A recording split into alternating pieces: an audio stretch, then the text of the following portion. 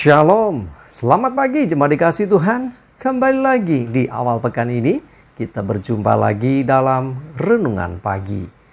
Mari pagi hari ini saya kembali mengajak kita semua untuk merenungkan firman Tuhan. Supaya dengan melalui firman Tuhan, hidup kita akan terus dibangun. Dan kita akan semakin bertumbuh, diteguhkan dan dikuatkan dalam iman dan pengharapan. Firman Tuhan adalah kebenaran. Firman Tuhan sumber kekuatan bagi hidup kita. Firman Tuhan pedoman dan penolong bagi kita semua. Dan bahkan firman Tuhan jugalah yang akan senantiasa menuntun kita dan menerangi setiap langkah hidup kita. Mari jemaat dikasih Tuhan, sebelum kita merenungkan firman Tuhan pagi hari ini, bersama-sama kita akan berdoa terlebih dahulu. Bapa di surga, kembali lagi ya Tuhan pagi hari ini kami datang ke hadirat-Mu. Kami naikkan segala puji syukur atas segala kebaikan-Mu di dalam hidup kami. Kami sungguh-sungguh mengucap syukur atas begitu besar kasih setia-Mu ya Tuhan. Begitu besar rahmat dan anugerah-Mu. Segala berkat dan kemurahan-Mu, perlindungan-Mu, penyertaan-Mu, pertolongan-Mu, dan juga pemeliharaan-Mu atas seluruh hidup kami. Terima kasih ya Tuhan. Pagi hari ini kami akan kembali merenungkan firman-Mu. Mari Tuhan singkapkan dan nyatakan kebenaran firman-Mu. Dan Roh Kudus, urapilah kami ya Tuhan, sehingga kami bisa menangkap apa yang menjadi pesan Tuhan bagi kami. Dan kami mengerti akan kehendak-Mu, serta melakukan kebenaran firman-Mu di dalam hidup kami. Terima kasih ya Tuhan. Di dalam nama Tuhan Yesus kami bersyukur dan berdoa. Amin. Mari jemaat dikasih Tuhan, sama-sama kita akan buka Alkitab kita. Renungan pagi hari ini sambilkan dari Ibrani 13. Ulangi, Ibrani 3 ayat 13. Saya bacakan. Tetapi nasihatilah seorang akan yang lain setiap hari selama masih dapat dikatakan hari ini. Supaya jangan ada di antara kamu yang menjadi tegar hatinya karena tipu daya dosa. Jemaat dikasih Tuhan, firman Tuhan nyatakan supaya kita saling menasihatilah. Ya, nasihatilah seorang akan yang lain. Jadi artinya saling menasihati, bukan menggurui ya. Ya, jadi nasihat yang diberikan bukan berarti kalau orang menasihati ini harus orang yang lebih tua, harus orang yang lebih pinter, tidak juga. Ya, karena yang disampaikan itulah yang terpenting, bukan siapa yang menyampaikan. Sekalipun yang menyampaikan mungkin dia katakanlah anak didik kita, murid kita, mungkin malah anak kita sendiri. Tetapi ketika disampaikan itu kebenaran, ya, kita hendaklah menerima itu. Ya, jadi sekali lagi kita diminta saling menasihati. Nasihatilah seorang akan yang lain. Kapan? Setiap hari. Ya, bukan saat tertentu tapi setiap hari, setiap saat. Ya, ketika ada sesuatu yang mungkin kita lakukan, mungkin mengarah ke hal yang tidak benar, ada yang menasihati kita, yang menegur kita, hendaklah kita memiliki kerendahan hati untuk mendengarkan itu.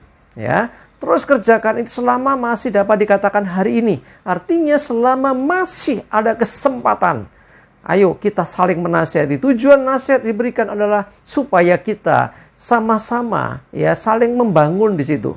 Dengan nasihat kita mengingatkan supaya tidak ada yang terjatuh, supaya tidak ada yang kena tipu daya dosa. Ya, supaya dengan nasihat yang diberikan justru kita akan semakin mengerti kebenaran. Oh, langkahku salah ya. Dengan ada yang menegur kita, memberi nasihat, kita jadi dikembalikan ke jalan yang benar. Ya, perhatikan kenapa nasihat diberikan, supaya jangan ada di antara kamu yang menjadi tegar hatinya. Ini yang sering kali terjadi. Ketika ada orang memberi nasihat, menasihati, malah dibenci. Ini maksudnya menegur baik-baik, tapi justru yang menegur ini yang dibenci. Ini loh, ya sering terjadi. Tapi jemaat dikasih Tuhan, mari belajar memiliki kerendahan hati. Ya, untuk kita seorang akan yang lain saling menasihati, mengingatkan. Tidak ada orang yang selalu benar. Tidak ada yang selalu nggak ada salahnya, nggak ada. Mesti ada saja kesalahan-kesalahan. Tapi dengan memiliki kerendahan hati mendengarkan setiap nasihat atau teguran, kita akan terhindarkan dari kesalahan yang lebih fatal. Ya, dijauhkan dari dosa dari hidup kita. Ya, hati-hati ya dengan tipu daya dosa. Dia akan mencoba ya, seringkali misalnya kita ditegur orang, dinasihatin orang, kita jadi marah sama orang itu. Loh, kok malah jadi marah? Itulah tipu daya dosa. Iblis akan merekayasa. Oh, dia benci kamu. Oh, dia sok suci. Oh, dia ini sok bener. Ya, padahal dia juga nggak bener hidupnya. Nah, itu loh. Itu tipu daya dosa yang membuat orang akhirnya tidak bisa menerima teguran atau nasihat itu. Hati-hati ya, sekali lagi.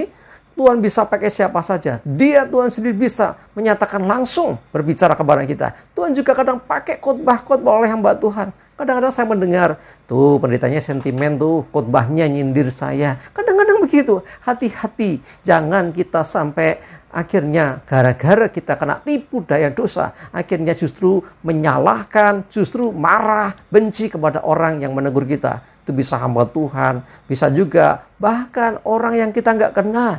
Bahkan Tuhan bisa pakai binatang loh untuk menegur, mengingatkan. Petrus ditegur dengan ayam berkokok. Bileam ditegur dengan keledai yang bisa bicara. Dan banyak lagi yang lain.